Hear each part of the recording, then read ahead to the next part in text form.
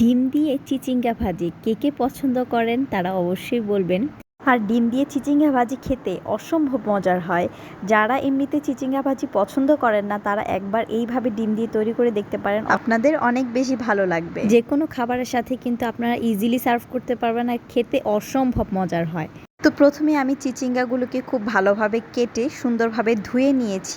যেহেতু চিচিঙ্গাগুলোকে আমি একটু ভাপে দেব, তাই হচ্ছে আমি সামান্য পরিমাণে লবণ দিয়ে একটু ভাপে দিয়েছিলাম 10 মিনিটের জন্য। তো 10 মিনিট পরে আমি চুলো থেকে নামিয়ে নিলাম। এখন একটা কড়াইয়ের মধ্যে পরিমাণ মতো তেল দিয়ে এখন পেঁয়াজ কুচি অ্যাড করে দিলাম। এখন হচ্ছে পেঁয়াজটাকে একটু ভালোভাবে সময় নিয়ে ভেজে নেব। তো ব্রাউন কালার করা যাবে না। তো এখন হচ্ছে আমি ওই যে আমার যেই চিচিঙ্গাগুলো ছিল ভাপে সিদ্ধ করা, তো এখন ওই চিচিঙ্গাগুলো দিয়ে দিলাম। তো খুব ভালোভাবে নেড়েচেড়ে এখন মিশিয়ে নেব।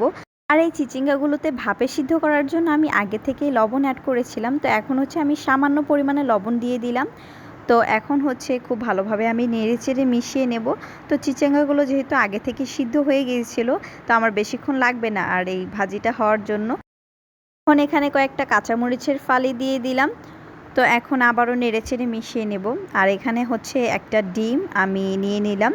তো এই ডিমটাই হচ্ছে এই চিচিঙ্গা ভাজির মেন ইনগ্রিডিয়েন্টস। আর এই ডিমটা দেওয়ার কারণে এই চিচিঙ্গা ভাজির স্বাদ আরও দ্বিগুণ বেড়ে যায়।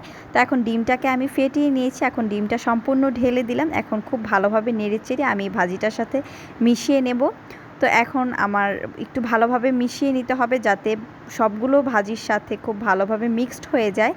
তো এই তো মেশানো হয়ে গেলে আমি হচ্ছে ভাজিটাকে আর 2 মিনিটের মতো রেখে আমি হচ্ছে ভাজিটাকে নামিয়ে নেব। এই তো আমার ভাজিটা কিন্তু হয়ে গেছে। অসম্ভব মজাদার ডিম দিয়ে চিচিঙ্গা ভাজি, আর খেতে অসম্ভব মজাদার। সবাই অবশ্যই এই রেসিপিটা ট্রাই করবেন, অবশ্যই আপনাদের ভালো লাগবে। আল্লাহ হাফেজ।